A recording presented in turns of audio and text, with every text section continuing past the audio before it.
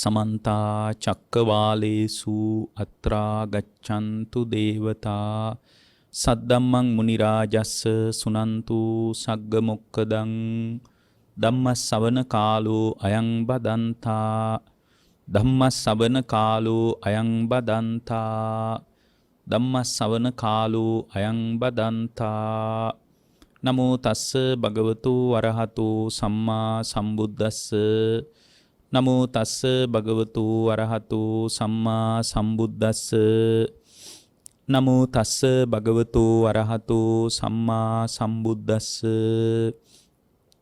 ඒ අපගේ ශාස්ත්‍රූ වූ සම්මා සම්බුදුරජාණන් වහන්සේට අප හැම දිනාගේම নমස්කාරය වේවා. සුපින්වත්ලය. පින්වත්නි, ලෝකයේ යථාර්ථය කියන්නේ එකක්, සම්මතය කියන්නේ තව එකක්. මේ සම්මතය පිළිබඳවත් යථාර්ථය පිළිබඳවත් මිනිස්සෙකුට පැහැදිලි දැක්මක් තියෙන එක සම්මත ලෝකය තුල පැටලෙන්නෙත් නැතුව යථාර්ථවාදීව ලෝකය විමර්ශනය කරන්න උදව්වක්. අද ලෝකයේ යථාර්ථය නොදන්නාකම නිසාමයි ලෝකේ පැටලිලි තියෙන්නේ, අරබුද තියෙන්නේ, නොසන්සුන් වීම තියෙන්නේ, කලකිරීම තියෙන්නේ.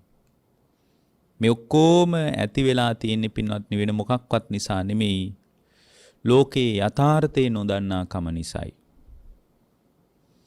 ලෝකේ යථාර්ථය තේරෙනවා නම්, යථාර්ථය අපිට තේරුම් ගන්න පුළුවන් නම් පින්වත්නි, ඒ යථාර්ථය තේරුම් ගත්ත තැනක අපට ඉඩහසර අවකාශය උදා වෙනවා. යථාර්ථයේ තේරුම් ගැනීමත් එක්ක සම්මුති ලෝකයේ තුල පවතින සැබෑ ස්වභාවය පිළිබඳ අවදිකමකින් ඉදිරියට යන්න. අද මේ යථාර්ථය නොදන්නාකම නිසාම සම්මත ලෝකයක් එක්ක පැටලෙනවා. සම්මත ලෝකයේ තුල විවිධාකාර ගැරහිලි, සම්මත ලෝකයේ තුල විවිධාකාරයේ පැටලිලි ලෝකයා හදාගෙන තියෙනවා. ඇත්තටම යථාර්ථය දැනගත්ත තැනක අපට තේරෙනවා දෙයක්, ඒ තමයි ලෝකේ පැටලෙන්න දෙයක් නැහැ කියන එක. ලෝකේ පැටලි යන්න කවරක්වත් නැහැ. ලෝකේ සංසිද්ධීන් ටිකක් ක්‍රියාත්මක වෙනවා. ඒ සංසිද්ධීන් ටිකට උපේක්ෂා සහගතව නොසෙල්වෙන චිත්තසංතානයක් සහිතව මුහුණ දීමයි කල යුත්තේ. ඊට වඩා අපට කල හැකි වෙනත් දෙයක් නැති බව අපි ධර්මයේ ඔස්සේ තේරුම් ගත යුතුයි. ධර්මයේ ඔස්සේ අපිට ඒක තේරෙනකොට, අපි ඒ බව තේරුම් ගන්නකොට අපට පින්වත්නි අපේ ජීවිතය තුළ අවබෝධය හදා ගන්න පුළුවන්. යථාර්ථවාදීව බලනකොට අපේ ඇසේ සීමාව, ඇසට හම්බ වෙන ලෝකය තුල පවතින දේට වඩා, ඇස අභිමුඛ වෙන ලෝකයට වඩා වෙනස් දෙයක්, වෙනස් ස්වභාවයක් අපට අත්දකින්න පුළුවන්. ඇහෙන් අත්දකින අත්දැකීම් පරාසය අභිබවා ගිහින් අපට ලෝකය තුල සැබෑ වශයෙන්ම ලෝකයේ තුල ජීවමාන වෙන්න, ලෝකයට විවෘත වෙන්න අපට අවකාශය ලැබෙනවා. ඒතකොට ලෝකයට විවෘත වෙනකොට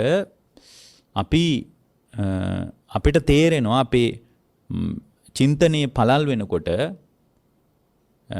අපේ ඇසට පේන, කනට ඇහෙන, නාසයට දැනෙන, දිවට දැනෙන, කයට දැනෙන ලෝකයට වඩා ප්‍රඥා ගෝචර භාවයකින් ප්‍රඥා සම්පන්න ශ්‍රාවකයෙක් විදිහට ලෝකේ අත්දකින්නකොට ලෝකේ පැටලෙන්නවත්, ලෝකයේ ගැටුම් හදා ගන්නවත් මොකුත් ලෝකේ ඇත්තේ නැහැ කියලා. ලෝකේ නිරන්තරයෙන්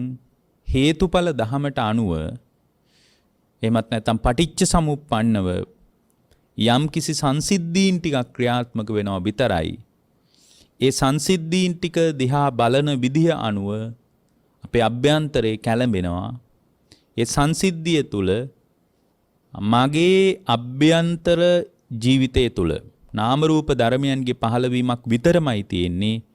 ඊට වඩා අන් කවර දෙයක්වත් ලෝකයේ ඇත්තේ නැති බව ධර්මයේ ඔස්සේ අපට තේරුම් ගන්න පුළුවන්.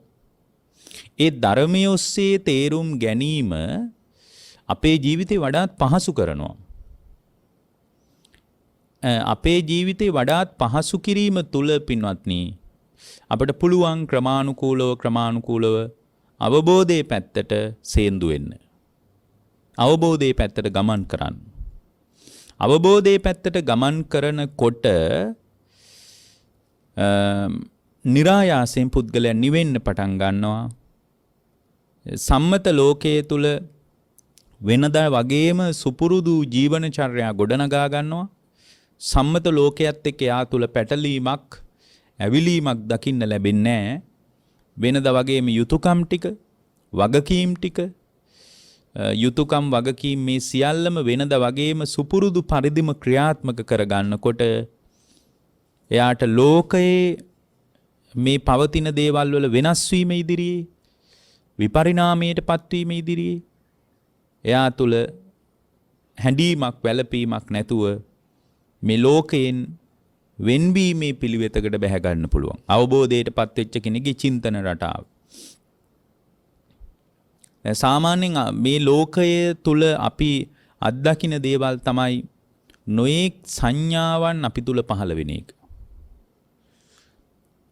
ඒ කියන්නේ රූප සංඥා, ශබ්ද සංඥා ආදී සංඥාවන් අපි තුල හැම වෙලාවකම පහළ වෙන එක තමයි සිද්ධ වෙන්නේ සංසිද්ධියක් විදියට. අපේ අභ්‍යන්තරයේ තුල රූප සංඥා පහළ වෙනවා. විටක ශබ්ද සංඥා පහළ වෙනවා, ගන්ධ සංඥා පහළ වෙනවා, රස සංඥා පහළ වෙනවා, පොට්ටබ්බ සංඥා පහළ වෙනවා, ධම්ම සංඥා පහළ වෙනවා. නොයේක ආකාරයේ සංඥාවන් අපි තුල පහළ වෙනවා. ඒ පහළ වෙන සංඥාවන් පහළ වෙනකොට ඒ සංඥාවට රැවටිලා යන එක අන්ධ පෘථග්ජනීයගේ ස්වභාවය. රූප සංඥාවට රැවටෙන එක, ශබ්ද සංඥාවට රැවටෙන එක සාමාන්‍ය ලෝකයේ කෙනෙක්ගේ ස්වභාවයක්. එතකොට මේ සාමාන්‍ය ලෝකයේ කෙනෙක්ගේ ස්වභාවය තමයි ඒ සංඥා පහළ වෙනකොට ඒ සංඥාව පදනම් කරගෙන ඒ සංඥාවලට සාපේක්ෂව යා තුල නොඑක් සුඛ වේදනාද නොඑක් දුක් වේදනාද ඇති වෙනවා. මේක අනිත් පැත්තටත් කියනවා. යං වේදේති තං සංජානාති, විඳිනකොට විඳින දේ හඳුන ගන්නවා කියලා. එතකොට සංඥා පහළ වෙනකොට ඒ සංඥාවලට අනුවත් වේදනාව පහළ වෙනවා.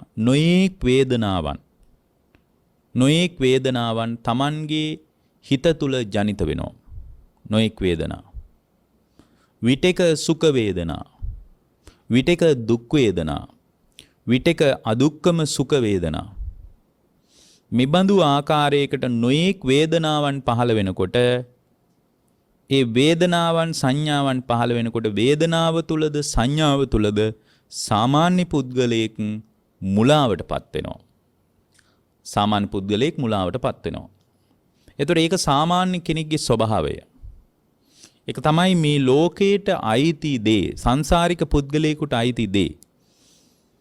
යාට මේ සංඥාවේ යථාර්ථවාදී ස්වභාවය, වින්දනයේ යථාර්ථවාදී ස්වභාවය තේරුම් ගන්න තරම් ප්‍රඥාව මෝරලා නැහැ. කෙටියෙන්ම කිව්වොත් ආස්වාදයේ තුල මුසපත් වෙනවා. ආස්වාදයේ තුල මුසපත් වෙනවා. ආස්වාදයේ තුල මුසපත් වෙනකොට ඒ ආස්වාදයේ පදනම් කරගෙන ඒ ආස්වාදයෙන්ම හෙම්බත් වෙච්ච ශ්‍රාවකයෙක් තුල ආස්වාදයෙන් මුසපත් වීම පදනම් කරගෙන ආස්වාදයේ තුලම ගිලිලා වෙලිලා තුලුල් වෙලා වාසය කරනවා. ආස්වාදයේ තුල. එතකොට එයා හිතනවා මේ සංඥාව හරි ආස්වාද ජනකයි කියලා. සංඥාව කියන මිරිඟුවට අහු වෙලා සංඥාව පස්සේම ලුහු බඳිනවා. නමුත් පින්වත්නි ඔබ දන්නවා කවදාවත් මිරිඟුව යථාර්ථයක් වෙන්නේ නැහැ. සංඥාව නැමැති මිරිඟුවට අහු වෙලා දුවනවා. ඊට පස්සේ ඒ සංඥාව කියන මිරිඟුවට අහු වෙලා දුවන තරමට එයාව විඩාවටපත් වෙනවා විතරයි. නමුත් එයා හොයපු දේ කවදාවත් හම්බෙන්නේ නැහැ. මේ ඇහෙන් දකින රූපයේ තුල ඔබ හොයන දේ කවදාවත් හම්බෙන්නේ නැහැ. ඔබ විඩාවටපත් වෙනවා. කනින් අහන ලෝකයේ තුල ඔබ තුල ගොඩනැගෙන ශබ්ද සංඥාවන් තුල ඔබ හොයන දේ කවදාවත් හම්බෙන්නේ නැහැ. පරමාර්ථ වශයෙන් ගැඹුරින් බලනකොට ඔබට වෙන්නේ විඩාවටපත් වෙලා පැත්තකට වෙන්නයි. ඒ වගේම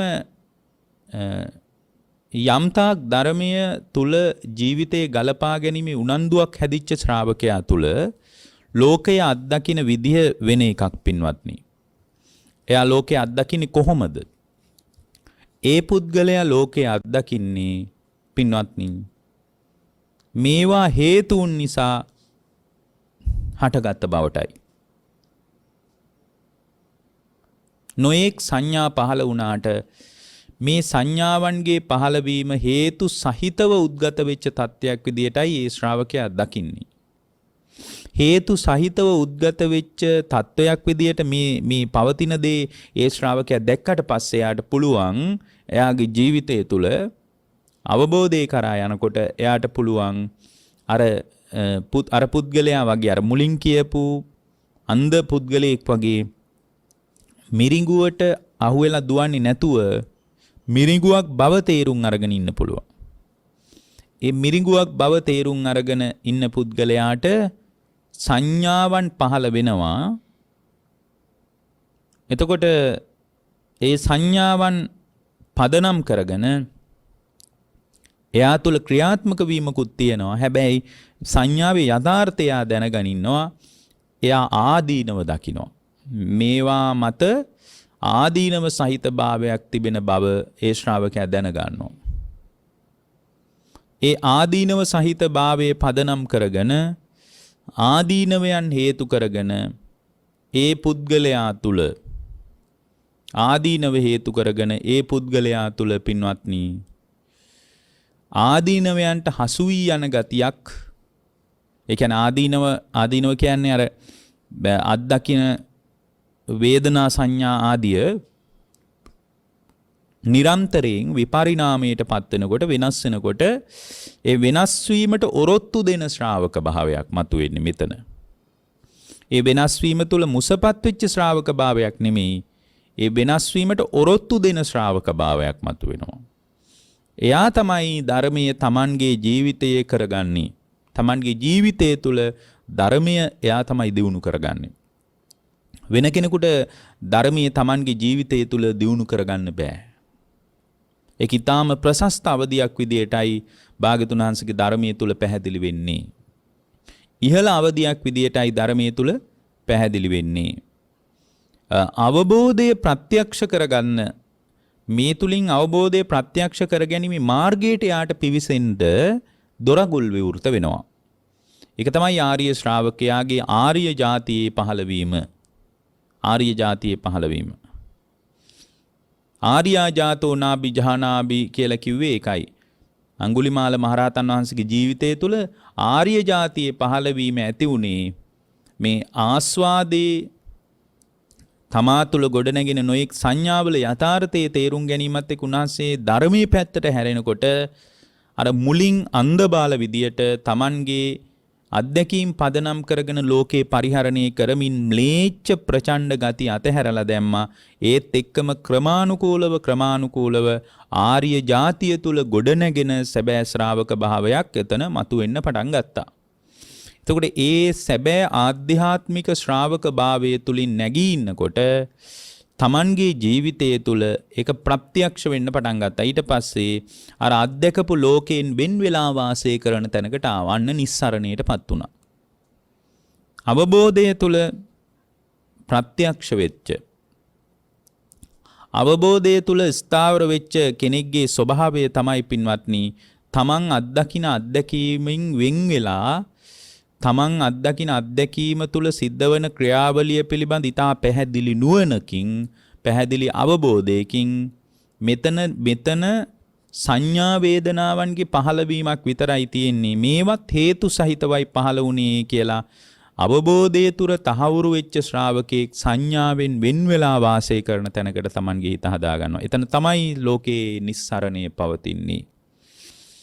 තමා අත්දකපු වේදනාව හේතුන් සහිතව ඇති වෙච්ච බව තේරුම් අරගෙන වේදනාවෙන් වෙන් වෙලා වාසය කරන ශ්‍රාවක භාවයක් ගොඩනගෙනවා. ඒ වේදනාවෙන් වෙන් වෙලා ගොඩනගෙන ශ්‍රාවක භාවය තමයි ලෝකේ සැබෑ නිස්සරණයටපත් වීම. ඒ නිසා රහතන් වහන්සේගේ චින්තනය එබඳු ආකාරයටයි ක්‍රියාත්මක වෙන්නේ. උන්වහන්සේ තුලත් සංඥා පහළ නොවෙනවා නෙමෙයි, සංඥා පහළ වෙනවා. උන්වහන්සේ තුලත් වේදනාව පහළ නොවෙනවා නෙමෙයි, උන්වහන්සේ තුලත් වේදනාව පහළ වෙනවා. නමුත් ඒ අවබෝධයටපත් වෙච්ච කෙනෙක්ගේ චින්තනය තුල සංඥා වේදනාවන්ගෙන් වෙන්ව වාසය කරන ස්වභාවයක්, වෙන් වෙලා වාසය කරන ස්වභාවයක් තමයි මතුවෙන්නේ. එතකොට ඒ බඳු වෙන් වී වාසය කිරීමට නම් අපිට මේවා තුල ක්‍රියාත්මක වෙන ස්වභාවය ඊටාම සියුම්ව තේරුම් ගත යුතුයි. අමුතුවෙන් ලෝකයට ගිහින් එක එක තැන්වලට ගිහින් හොයන්න දෙයක් නැහැ. අපගේ ශාස්ත්‍රූන් වහන්සේ ඊටාම මනවින්, ඊටාම පැහැදිලිව ඒ සත්‍ය පිළිබඳ අපට මතු කරලා හේතු සහිතව පෙන්වලා දීලා තියෙනවා. ඒ නිසා අපට අවබෝධය කරා යන්න මේ ධර්මය සෑහෙනවා. ඒතර අවබෝධය කරා යන කෙනෙකුට මේ ධර්මය ඊටාම ප්‍රමාණවත්. ඒතර අපිට තියෙන්නේ කරන්න බුදුරජාණන් වහන්සේගේ ධර්මයේ තුලින් නැගී ඉඳලා ධර්මයේ ඔස්සේ Tamanගේ නාම රූප ධර්මයන්ගේ ක්‍රියාත්මක වීම විමර්ශනය කරන්නයි තියෙන්නේ. ඒ විමර්ශනය කරනකොට ඒ විමර්ශනය කරන ශ්‍රාවකයා තුල මේ අවබෝධය තහවුරු වෙන්න පටන් ගන්නවා. ඒ අවබෝධය තහවුරු වෙනකොට පින්වත්නි ඔබ නිවනට සේන්දු වෙනවා, නිවෙනවා. ලෝකේ කැළඹීම පිණිස හේතු ඔබට නොපෙනී යනවා. කැළඹීම පිණිස ලෝකේ යම්තාක් හේතු තිබ්බා නම් ඒ හේතුද අතුරුදහන් වෙනවා. ඊට පස්සේ යාව අවසන්ද බෑ. ඊට පස්සේ යාව එයාගේ අභ්‍යන්තර ජීවිතය තුළ රොඩු හිටින්නේ නැහැ. තියෙන රොඩුත් විනාශ වෙලා යනවා. එයාගේ අභ්‍යන්තර හෘද සාක්ෂිය තුළ නිවීමක් හට ගන්නවා. එතකොට ඒ නිවීම මේ ජීවිතයේ තුලදීම සකස් කරගන්න විදිහ ගැන බුදුරජාණන් වහන්සේ ඊටාම මනවින් අපට දේශනා කළ නිසා ඒ මනවින් දේශනා කළ ධර්මයේ තුල ක්‍රමානුකූලව ශක්තිමත් වීමට අපට මේ ජීවිතයේ තුල පුළුවන් බව අපි දිවා රාත්‍රී අපේ හිතට ඒත්තු ගැන්විය යුතුයි, මානසිකාරය කළ යුතුයි. මොකද මේ හිත හැම වෙලාවකම పూర్ව චේතනා අනුව ක්‍රියාත්මක වන නිසා ඒ ස්වභාවය අපි හැම කෙනෙක්ම තේරුම් ගන්න අවශ්‍යයි. පින්වත්නි, මේ දේශනාවේ මාතෘකාව හැටියට ලැබිච්ච කාරණය බොහොම දීර්ඝයි. දේශනා කීපයක විස්තරාත්මක පැහැදිලි කිරීමක් කරන්න වෙනවා. නමුත් අපි කෙටියෙන් මේ මාතෘකාවට අදාළව දේශනාව සිද්ධ කරන්න බලාපොරොත්තු වෙනවා. මේ අත මාතෘකා විදියට යෝජනා කරලා තියෙන්නේ ධර්මය අවබෝධ කර ගැනීමේදී සත්‍ය ඥාන, කෘත්‍ය ඥාන, කෘත ඥාන වශයෙන් පරිවර්තන තුනකින් යුතුව ආකාර 12කින් ධර්මය අවබෝධ කර ගැනීම සම්බන්ධව පැහැදිලි කිරීමක් කරන්න කියලා තියෙනවා. ඊට පස්සේ ආනාපාන සති භාවනාව නිවන් මඟ යන ආනාපාන සති භාවනාව නිවන් මඟ යන ධර්ම දේශනාව ඇසුරෙන් ඇති වූ ගැටලුවක් ආනාපාන සති භාවනාව තුළින් සතර සතිපට්ඨානය හා සප්තබොජ්ජංග ධර්ම වැඩෙන ආකාරය පහදා දෙන්න කියලාත් මතක් කරලා තියෙනවා. එතන දේශනා දෙකක ඒ කියන්නේ මාතෘකා දෙකක් පිළිබඳ පැහැදිලි වෙනවා. අපි බලමු මේක කොච්චර දුරට අපිට කතා කරගන්න පුළුවන්ද කියලා. පළවෙනි කාරණේ තමයි ධර්මය අවබෝධ කර ගැනීමේදී සත්‍ය ඥාන, කෘත්‍ය ඥාන, කෘත ඥාන වශයෙන් පරිවර්තන තුනකින් ආකාර 12කින් යුක්ත ධර්මයේ පිළිබඳ පැහැදිලි කරන්න කියලා මතක් කරලා තියෙනවා. පින්වත්නි, බුදුරජාණන් වහන්සේ නමක් දේශනා කරන්නේ චතුරාර්ය සත්‍ය. උන්වහන්සේම පැහැදිලි කරන එක්තරා වෙලාවක එක්තරා මේ මම හිතන ගංගානම් ගඟින් කොහෙද ගොඩ වෙලා සම්පූර්ණ අර භික්ෂු එදා ඒ මම හිතන්නේ ගඟ දෙගොඩ තලා ගලනවා. ගඟ දෙගොඩ තලා ගලන නිසා මේ පින්වත්නි මිනිසුන්ට එදා එගොඩ වෙන්න විදිහක් තිබිලා නැහැ. ඉතින් වේගෙන් වර්ෂාව ඇවිල්ලා මේ උඩට වැහැලා වේගෙන් වැස්ස ගසාගෙන යනවා. ඉතින් මේ වර්ෂාවේ තියෙන උද්වේගයේ වැඩිකමටම එක්තරා වෙලාවක බුදුරජාණන් වහන්සේත් මේ ගඟෙන් එගොඩ වෙන්න වැඩම කළා. මේ ගඟෙන් බුදුරජාණන් වහන්සේ එගොඩ වෙන්න වැඩම කරලා බොහෝම එරදිමත් ස්වාමීන් වහන්සේලා මෙතන වැඩ හිටියේ. ඉතින් මිනිස්සු දිහා බලාගෙන හිටියා ටිකක් වෙලා මිනිස්සු කලබලයි වගේ. ඔරු හොයනවා, පාරු හොයනවා, තෙමි ඉන්නවා. මේ බොහොම වෙහෙසකර විඩාබර මේ ස්වභාවයක් මිනිස්සු තුල තිබුණේ. මොකද මිනිස්සු තෙත බරිත වෙලා, මිනිසුන්ට එගොඩ වෙන්න බැරි වෙලා වැහැලා මේ වෙලාවේ නම් පායලා තිබුණේ. නමුත් ඉතින් වැහැලා පෑවුවට පස්සේ ඔබ දන්නවනේ පවතින පාරිසරික ස්වභාවය. ඉතින් මේ මෙතන මිනිස්සු කලබල වෙලා දැන් ගඟක් දෙගොඩ තලා ගලනවා, ගඟින් එහාට යන්නත් ඕන, ගම්බිම් බලා. ඉතින් මෙහෙම මිනිසුන්ට ප්‍රශ්න තියෙන්න ඇති. මිනිස්සු එගොඩ වෙන ක්‍රම හොයද්දී බුදුරජාණන් වහන්සේ ප්‍රධාන භික්ෂු සංඝයා මේ ඉවුරෙන් අතුරුදහන් වෙලා එහා පැත්තෙන් මතු වුණා. ඒතර මේ ඉවුරෙන් අතුරුදහන් වෙලා එහා පැත්තෙන් භාගතුන් වහන්සේ මතු වුණාට පස්සේ මතුවලා බුදුරජාණන් සම්පූර්ණ ශරීරයේ අනිත් පැත්තට හැරෙව්වා. බුදු කෙනෙක් සම්පූර්ණ ශරීරයේ අනිත් පැත්තට හරවනවට වචනයක් කියනවා. මොකද්ද කියන්නේ? ඒකට කියන්නේ නාගාවලෝපණය කියලා. ඒකට කියන්නේ නාගාවලෝපණය කියලා. නාග කියලා පාලියෙන් හඳුන්වන වචනාර්ථ කීපයක් තියෙනවා. නාග කියන එකට දෙන්න පුළුවන් වචනාර්ථ කීපයක් තියෙනවා. නාග කියලා පින්වත්නි රහතන් වහන්සේටත් මතක් කරනවා. නාග කියලා ඇතාටත් මතක් කරනවා. නාග කියලා නාගයන්ටත් මතක් කරනවා. නාග කියලා නාග දෙවිවරුන්ටත් කියනවා. මේ විදිහට අර්ථ ගත්තාම ගොඩක් තියෙනවා. ඒතර මෙතන නාගාවලෝපණය කියලා කියන්නේ බුදුරජාණන් සම්පූර්ණ ශරීරයේ අනිත් පැත්තට හරවන එකට. ඒතර නාගාවලෝපණය කියලා කියන්නේ දැන් ඇතෙක් පිටිපස්සට හැරෙන්න ඕන වුණාම කවදාවත් පින්වත්නි ඒ ඇතා ඔළුව හරවලා බලනවාද? ඒ ඇතා ඔළුව හරවලා බලන්නේ නැහැ. එහෙම බලන සිරිතක් ඇත්තුන්ට නැහැ. එතකොට මේ ඇතා ඔළුව හරවලා බලන්නේ නැහැ වගේ පින්වත්නි මේ බුදුරජාණන් වහන්සේගේ ස්වභාවයක් තියෙනවා. උන්වහන්සේ මේ ඔළුව හරව බලන්නේ නැහැ. ඔළුව හරව කතා කරන්නේ නැති ස්වභාවයක්.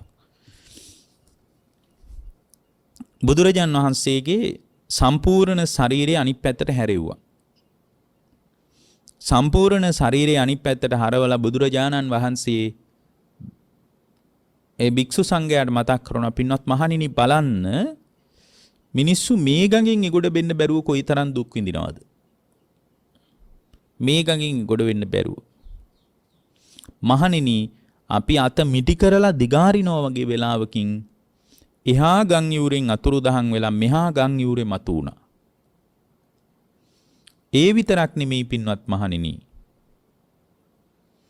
ඒ විතරක් නෙමෙයි.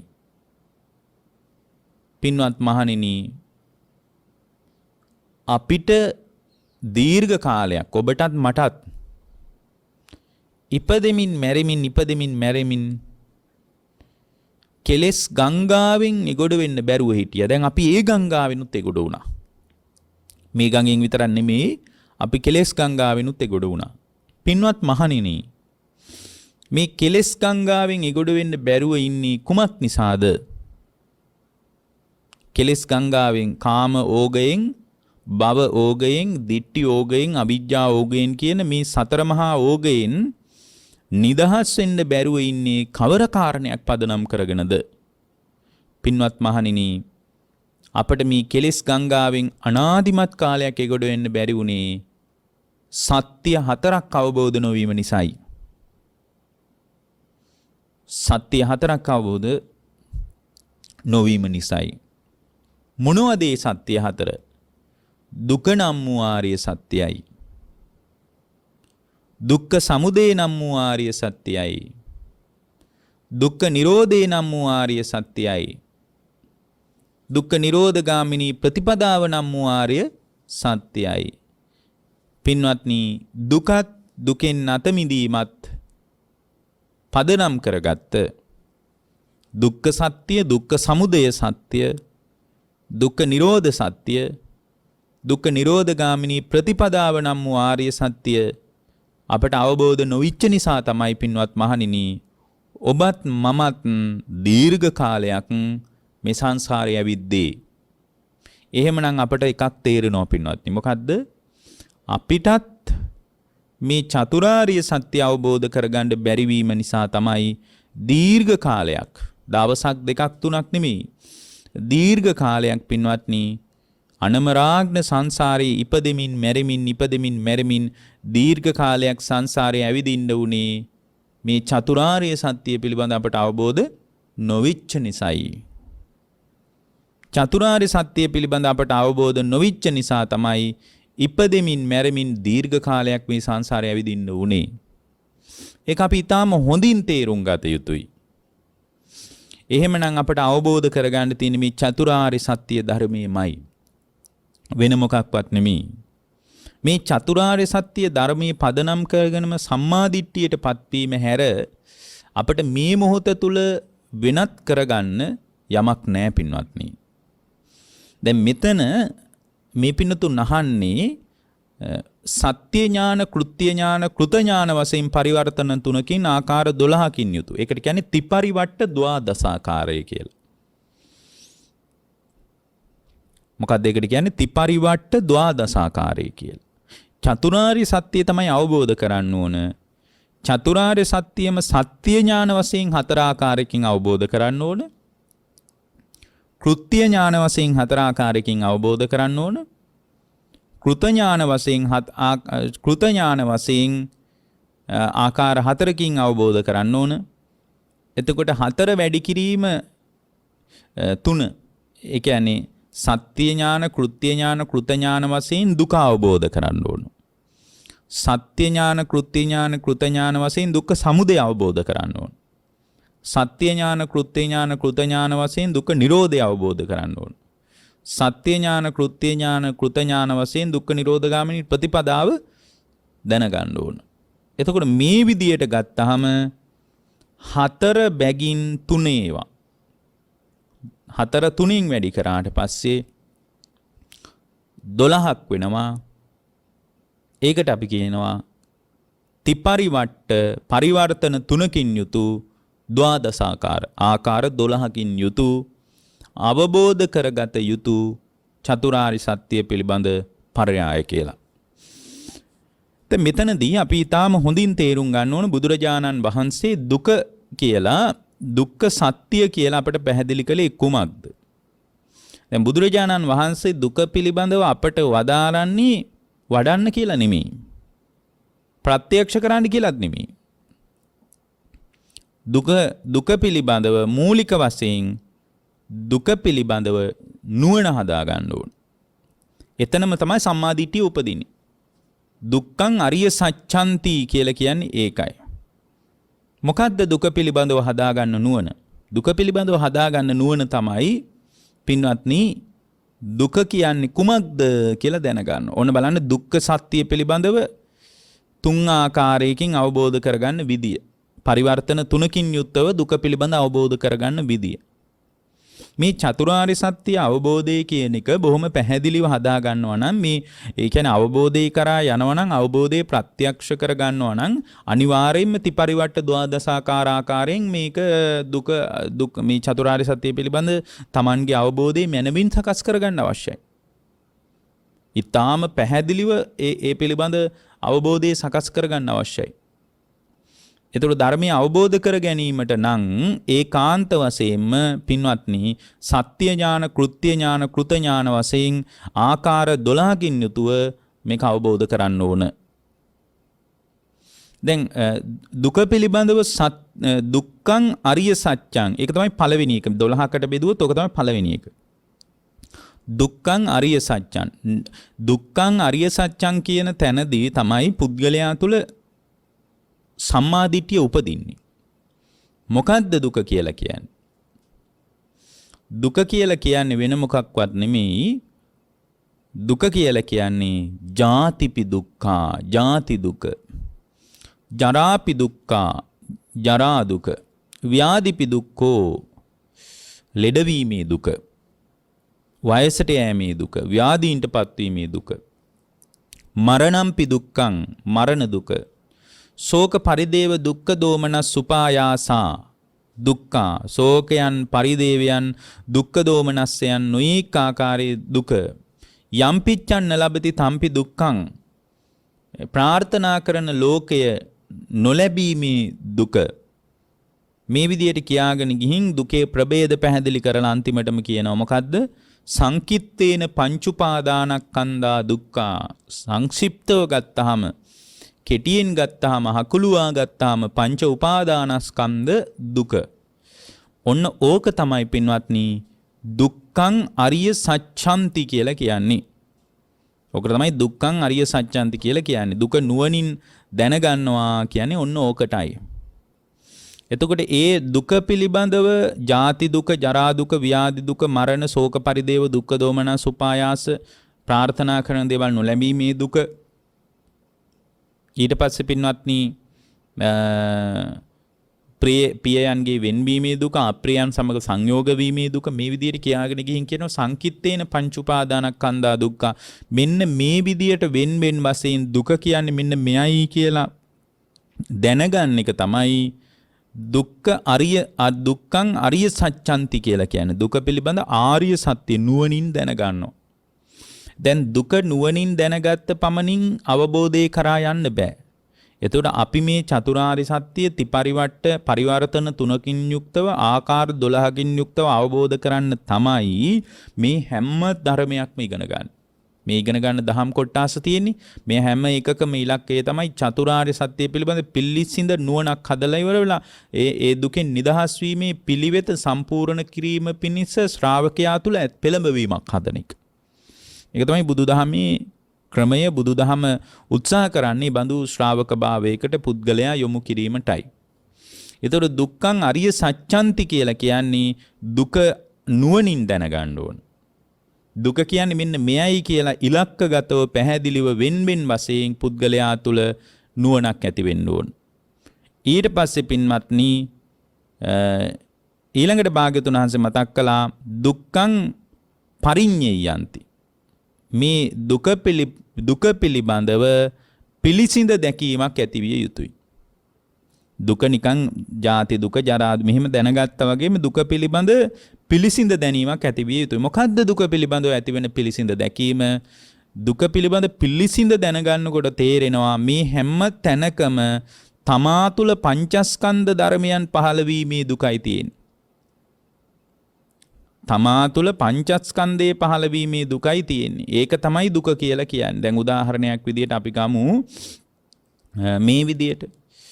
දැන් අපි තුළ යම් කිසි ප්‍රියයන්ගේ වෙන්වීමේ දුකක් හට ගන්නවා නම්, එතකොට ප්‍රියයන්ගේ වෙන්වීමේ දුක සංසිද්ධියක් විදිහට ගත්තොත් පුද්ගලයේ මිය යාම කියලා අපි ගමුකෝ. පුද්ගලයේ මිය යාම. ඒ පුද්ගලයේ මිය යාම තුළ මගේ අභ්‍යන්තරයේ පහළ වෙන පංච උපාදානස්කන්ධේ පහළ වීම තමයි දුක. ඒක උපාදානය කර ගැනීම තමයි දුක. මොකද ඒක සංසිද්ධියක් විදියට ගත්තොත් පුද්ගලයාගේ මරණය එකම සංසිද්ධියක්. නමුත් ඒ පුද්ගලයාගේ මරණයේ ඉදිරියේ මම ක්‍රියාත්මක වෙන විදිය, මම ඒ මරණයට මුහුණ දෙන විදිය, ඒ මරණය ඉදිරියේ මම කටයුතු කරන විදිය කැළඹීම් සහගතයි නම්, මාගේ අභ්‍යන්තරයේ කැළඹීමෙන් නම් මම ඒකට මුහුණ දෙන්නේ. එතන මගේ පංචස්කන්ධ ධර්මයේ පහළවීමේ, පංච උපාදානස්කන්ධයක පහළවීමේ අවුලයි තියෙන්නේ. මොකද සංසිද්ධියක් විදියට පුද්ගලයේ මිය යාම, ඒ මිය යගිය පුද්ගලයා මත පවරන්න පුළුවන් නම් දුකේ ස්වභාවය, ඒ සංසිද්ධිය දිහා බලන ඕනෑම කෙනෙකුට දුක හට ගන්න ඕනේ. හිම දුක හට ගන්න නැහැ. දුක හට ගන්න එක තුල විවිධත්වයක් තියෙන්නේ. ඒක මං උපාදානය කරගත්ත ප්‍රමාණයට අනුව තමයි මා තුළ දුක හටගන්නේ. ඇත්තටම දුක කියලා කියන්නේ මොකක්වත් නෙමෙයි. ප්‍රියයන්ගේ වෙන්වීමේ දුක ASCII තියෙන්නේ සංක්ෂිප්තව බැලුවහම පංච උපාදානස්කන්ධේ පහළවීමේ දුකමයි. ඒක දැන ගැනීම තුළ විඥානස්කන්ධයේ පහළවීමත් එක්කම ඒවා හඳුනා ගැනීමත් එක්ක සංඥාස්කන්ධයේ පහළවීම මේ අහවලා මිය ගිය බවට එයා දැනගන්නවා.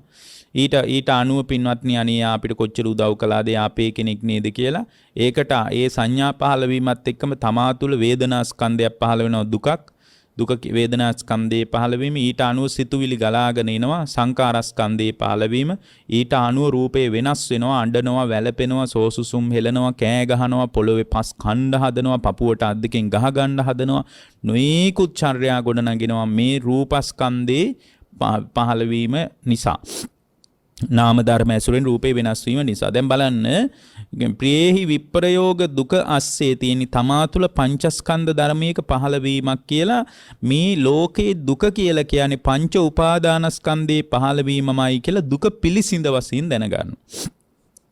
ඒ වගේම මේ දුක කියන එක ඇති වෙලා නැති වෙලා යන ස්වභාවයට අයිති දෙයක් කියලා දැනගන්න. ඇති වෙලා නැති වෙලා යන ස්වභාවයට අයිති දෙයක් කියලා දැනගන්නවා. අන්න එතකොට දුක පිළිබඳව දුක්ඛං පරිඤ්ඤයන්ති. දුක පිළිබඳ පිළිසිඳ දැකීමක් ඇති වෙනවා. ඊළඟට පින්නට ඔන්න දෙවෙනි කාරණේ ඔය කිව්වේ.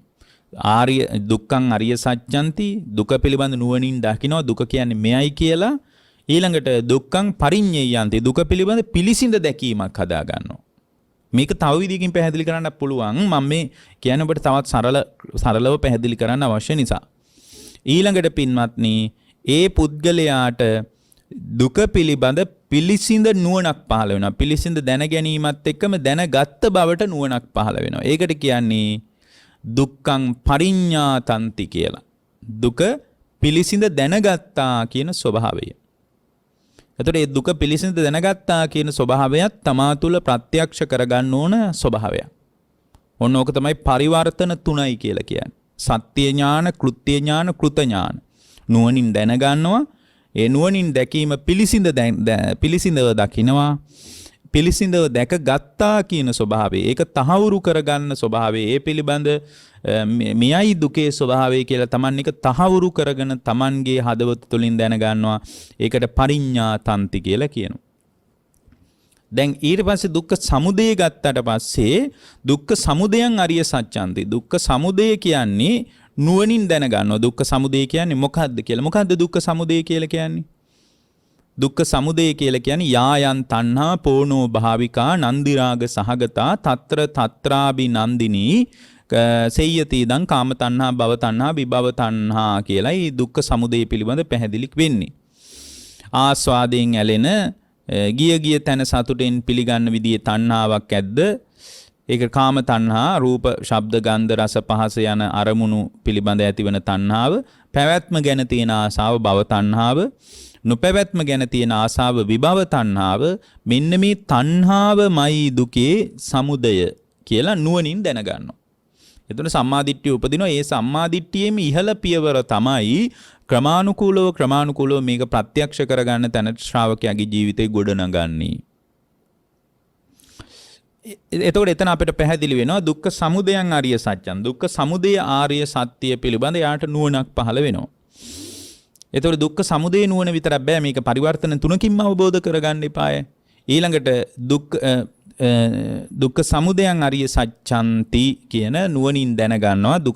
දුක්ඛ සමුදය කියන්නේ මෙයයි. ඊට පස්සේ දුක්ඛ සමුදයං සච්චිකාතබ්බන්ති. ඊට පස්සේ මේ දුක්ඛ සමුදය ප්‍රත්‍යක්ෂ කරගන්නවා. ප්‍රත්‍යක්ෂ වශයෙන් ඇති කරගන්නවා නුවණක්. මේ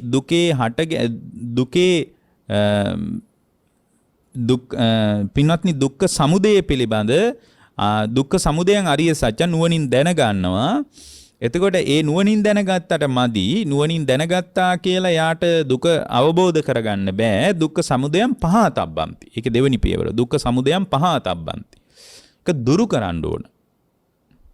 දුරු කරගත යුතුයි. එතකොට ඒක දුරු කරගන්න නම් මේ පිළිබඳ ඊටාම ගැඹුරු අවබෝධයක් ඇති වෙන්න ඕන. තණ්හාව කියන්නේ කුමක්ද කියලා පැහැදිලි නුවණක් ඇති වෙන්න ඕන දුරු කරගන්න නම්. එතකොට මේක දුරු කරගන්න මොකද පැහැදිලි දුක පිළිසිඳ දැකීමක් යාට තියෙනවනි මුලින්ම. මොකද මේ දුක කියන්නේ පංච උපාදානස්කන්ධේ පහළවීම කියලා.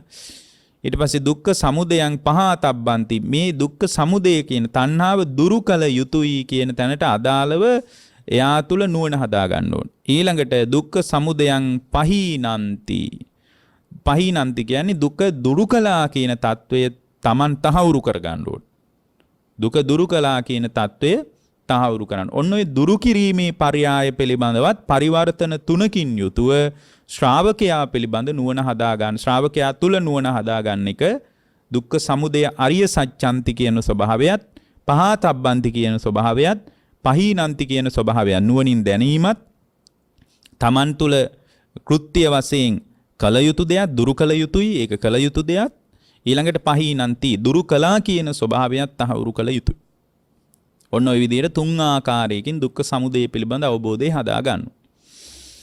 ඊළඟට භාගතුන් වහන්සේ අපට වදාලා පින්වත් මහණෙනි පරිවර්තන තුනකින් යුතුව ආකාර හතරකින් දුක්ඛ නිරෝධයද ඔබ තුල ප්‍රත්‍යක්ෂ කර අවබෝධය කරගත යුතුයි. දුක්ඛ නිරෝධං අරිය සත්‍යං දුක්ඛ නිරෝධයේ පිළිබඳ නුවණ හදා ගන්නවා. නිරෝධේ නුවණින් දැන ගන්නවා. මේ පංච උපාදානස්කන්ධේ නිරුද්ධ කිරීම තණ්හාවේ නිරෝධයමයි ශාන්ත. මේ තණ්හාව ඉතිරි නැතුවම නිරුද්ධ කරලා දාන්න ඕන කියන නුවණ හදා ගන්න. මොකද්ද? යෝ තස්සායේව තණ්හාය අශේෂ විරාග නිරෝධෝ චාගෝ පටිනිස්සග්ගෝ මුත්‍ති අනාලයෝ අයං උච්චතාවසෝ දුක්ඛ නිරෝධෝ. ඉතිරි නැතුව නොයල්මින් නිරුද්ධ වීමක් ඇද්ද, අතහැරීමක් ඇද්ද, දුරින්ම දුරු කිරීමක් ඇද්ද, දුකෙන් නිදහස් වීමක් ඇද්ද, ආලේ රහිත වීමක් ඇද්ද, අන්න ඒක තමයි දුක්ඛ නිරෝධය කියලා යා දැනගන්නවා. ඉතින් මේක දැනගත්තට මදිනී පින්වත්නි. ඒ දැනගත්තා කියන එක චතුරාර්ය සත්‍ය පිළිබඳ ත්‍රිපරිවට්ට ද්වාදසාකාර ආකාරයෙන් ඒක තමයි සත්‍ය ඥානෙ. නමුත් කෘත්‍ය සහ කෘත කියලා මේකේ දෙකක් තියෙනවනේ. දුක්ඛ නිරෝධං සච්චිකාතබ්බන්ති. ඊට පස්සේ දුක්ඛ නිරෝධය ප්‍රත්‍යක්ෂ කළ යුතුයි. ප්‍රත්‍යක්ෂ කළ යුතුයි. කොහොමද ප්‍රත්‍යක්ෂ කරන්නේ? මේ දුක ඉතිරි නැතුවම නිරුද්ධ කරලා දැමිය යුතුයි. තණ්හාව නිරුද්ධ කිරීමෙන් දුක නිරුද්ධ වෙලා යනවා. අපි තුල ගොඩනැගෙන මේ කාම තණ්හා, භව තණ්හා, විභව තණ්හා ආදී වශයෙන් තණ්හාව තමන්ගේ ජීවිතය තුල ගොඩනැගිච්ච තැන්වල දුක ප්‍රත්‍යක්ෂ වශයෙන් අවබෝධය කරා යන්න බෑ. සච්චිකාතබ්බ සාක්ෂාත් කළ යුත්තේ පින්වත්නි බුදුරජාණන් වහන්සේ වදාරනවා තමන්ගේ ජීවිතය තුල ආර්ය සත්‍ය තුල ප්‍රත්‍යක්ෂ කළ යුතුයි. ප්‍රත්‍යක්ෂ කරන්නේ මොකද්ද? නිරෝධය. නිරෝධය ප්‍රත්‍යක්ෂ කරගන්න තමයි මේ ඔක්කොම කරන්නේ. ඒක ප්‍රත්‍යක්ෂ කළ යුතුයි. ඒ කියන්නේ තණ්හාව දුරු කිරීම ප්‍රත්‍යක්ෂ කළ යුතුයි. ඒක තමයි කෘත්‍ය. ඒකට තමයි ඒ කෘත්‍ය වෙනුවෙන් තමයි අපි ඔක්කොම කරන්නේ. ඊළඟට දුක්ඛ නිරෝධං සච්චිකාතන්ති. ඊට පස්සේ දුක්ඛ නිරෝධය ප්‍රත්‍යක්ෂ කළ යුතුයි. ප්‍රත්‍යක්ෂ කළා කියන ස්වභාවය තහවුරු කරගත යුතුයි. කවද්ද ප්‍රත්‍යක්ෂ කරන්නේ? ලබන සතියේ, ලබන මාසයේ, ඊළඟ අවුරුද්දේ මේ මොහොත තුල Tamanට තහවුරු කරගන්න පුළුවන් වෙන්න ඕන ප්‍රත්‍යක්ෂ කළා කියන ස්වභාවයට. ඔන්න ඔතන තමයි ඒ කියන්නේ දුක්ඛ නිරෝධය පිළිබඳව නුවණ හදා ගන්නවා. ඒක තමයි දුක්ඛ නිරෝධය පිළිබඳව සත්‍ය ඥානය. දුක්ඛ නිරෝධය ප්‍රත්‍යක්ෂ කරනවා. ඒක තමයි දුක්ඛ ප්‍රත්‍යක්ෂ කරනවා කියන්නේ නිරෝධය ප්‍රත්‍යක්ෂ කරනවා. ඒ නිරෝධය ප්‍රත්‍යක්ෂ කිරීම තමයි පින්වත්නි කෘත්‍ය ඥානය. කෘත ඥානයේ පින්වත්නි ප්‍රත්‍යක්ෂ කළා කියන බව තුල Tamanගේ හෘද සාක්ෂිය තුල තහවුරු කරගන්න එක. ඒක මේ ජීවිතය තුල කරගත යුතුයි.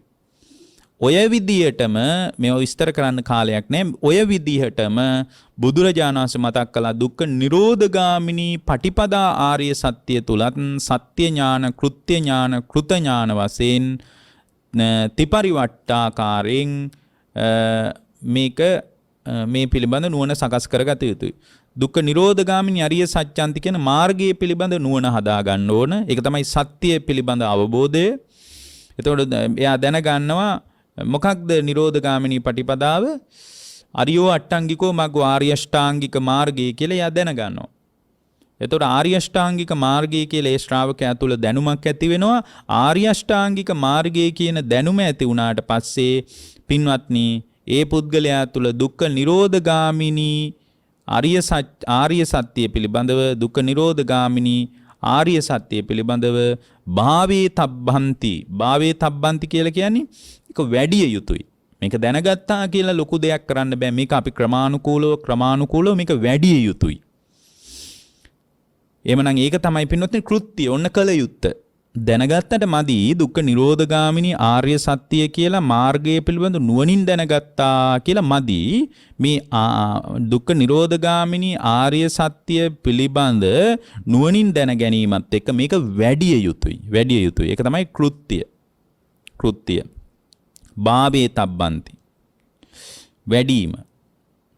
ඊළඟට මේ වැඩිම තුල පින්වත්නි එයාට ක්‍රමානුකූලව ඒ ධර්මයේ ජීවිතය තුළ ගලපා ගන්නකොට සාන්දෘෂ්ටික වශයෙන්ම මේ ජීවිතය තුළදීම එයාට පුළුවන් භාවිතන්ති භාවේ තබ්බ වැඩිම ඒක තමයි කෘත්‍ය කෘත ඥානය දුක්ඛ නිරෝධගාමිනී ආර්ය සත්‍ය පිළිබඳ භාවිතන්ති වැඩුවා කියන බව තහවුරු කරගන්න පුළුවන්. එතකොට මේ වැඩුවා කියන බව දැන් වඩලා ඉවරයි. වැඩුවා කියන බව තහවුරු කර ගැනීමත් එක්කම එයා තුළ මේ පින්වත්නි පරිවර්තන තුනකින් යුතුව සත්‍ය ඥාන, කෘත්‍ය ඥාන, කෘත ඥාන වශයෙන් පරිවර්තන තුනකින් යුතුව ආකාර 12කින් ත්‍රිපරිවර්ත ද්වාදස ආකාරයෙන් චතුරාර්ය සත්‍ය පිළිබඳ තහවුරු කර ගැනීමත් එක්ක ඒ ශ්‍රාවකයාගේ ජීවිතය තුළ අරහත්වය මතුවෙනවා. එතකොට මෙතන සත්‍ය ඥානය කියලා කියන්නේ සම්මා දිට්ඨිය. කෘත්‍ය ඥානය කියලා කියන්නේ මාර්ගයේ වැඩිම. කෘත ඥාන කියලා කියන්නේ ඒ தત્ත්වය පූර්ණේ කර ගැනීම. එතකොට මේ සත්‍ය ඥානය තුළ නුවණින් හැම වෙලාවකම දැනීමයි කතා කළේ. දුක්ඛ නිරෝධං අරිය සත්‍යන්ති කියනකොට නිරෝධය නුවණින් දැන ගන්නවා. දුක්ඛ නිරෝධගාමිනී පටිපදං අරිය සත්‍යං කියනකොට මාර්ගයේ නුවණින් දැන ගන්නවා. එතකොට සමුදය නුවණින් දැන ගන්නවා. එතකොට නුවණින් එතන තමයි සම්මාදිට්ඨිය උපදින. කෘත්‍ය කියන තැනදී අපි හැම වෙලාවෙම කතා කළේ පිළිසිඳ දැනීමක් දුක ගැන පරිඤ්ඤයන්ති. පහතබ්බ දුරු කළ යුතුයි. මාර්ග දුරු කළ යුතුයි. ඊට පස්සේ සච්චිකාතබ්බ ප්‍රත්‍යක්ෂ කළ යුතුයි. නමුත් ප්‍රත්‍යක්ෂ කරලා නැහැ. ප්‍රත්‍යක්ෂ කළ යුතුයි. භාවයේ තබ්බන්ති වැඩි යුතුයි කියන ස්වභාවය තුල මාර්ග ඥානෙ මඟ වැඩිම පිළිබඳවයි කතා කළේ. ඊට පස්සේ පින්වත්නි කෘත ඥානය තුලදී පූර්ණේ කිරීමයි අදහස් කරන්නේ. පරිඤ්ඤාතන්ති දුක පිළිසිඳ දැනගත්තා කියන ස්වභාවය තහවුරු කරනවා. පහීනන්ති දුරු කළා කියන දුක්ඛ සමුදය දුරු කළා. ඒක දුරු කළ යුතුයි. තණ්හාව දුරු කළා කියන බව තහවුරු කරනවා. සච්චිකා තන්ති දුක්ඛ නිරෝධය ප්‍රත්‍යක්ෂ කළා කියන භාවය තුල පුද්ගලයා ස්ථාවර වෙනවා. භාවිතන්ති වැඩුවා දැන් වඩලා හමාරයි කියන தত্ত্වය තුල පූර්ණේ කළ ඥානෙ මෙතන අදහස් කරන්නේ. එතකොට සත්‍ය ඥානී, කෘත්‍ය ඥාන, කෘත ඥාන වශයෙන් මේ චතුරාර්ය සත්‍ය පිළිබඳ අප පැහැදිලි නුවණක් සකස් කර ගැනීම මෙතනදී තාම වැදගත් දෙයක්. එතකොට මෙන්න මේ විදියට යම් කෙනෙක් මේ ආකාර පරිවර්තන තුනකින් ආකාර 12කින් යුතුව මේ தત્ත්වය යම් ශ්‍රාවකෙක් අවබෝධ කරගත්තොත් ඒ අවබෝධ කරගත්ත ශ්‍රාවකයාට දුක නිමා කර ගැනීම පිණිස අවකාශය ලැබෙනවා. ඒ බඳු අවකාශයක් පිණිස මේ උතුම් බුද්ධ වචනය උපකාර වේවා කියලා අපි දේශනාව නිමා කරනවා. පින්වත්නි අද දේශනාවේ දායකත්වය නොම්බර 92 වැවගෙදර කුරුණෑගල පදිංචි කුමාරි ජයසිංහ මහත්මිය සහ නිහාල් කුවින්ටස් මහත්මයා ඇතුළු පවුලේ දූ දරුවන් එකතු වෙලා මේ දේශනාවට දායකත්වය දරනවා. ඒ හැම දිනාටම කායික යහපත, මානසික යහපත, නිදුක් බව, නිරෝගී භාවය, සුවපත් භාවය, දීර්ඝායුෂ සම්පන්නිය සැලසේවා. මෙලෝ වශයෙන් සුවපත් භාවයේම සැලසේවා, දිගාසිරි සැලසේවා. ඊ타ම ඉක්මනින් ඒ සියලු දෙනාට ජීවිතාවබෝධය, ධර්මාවබෝධය පිණිස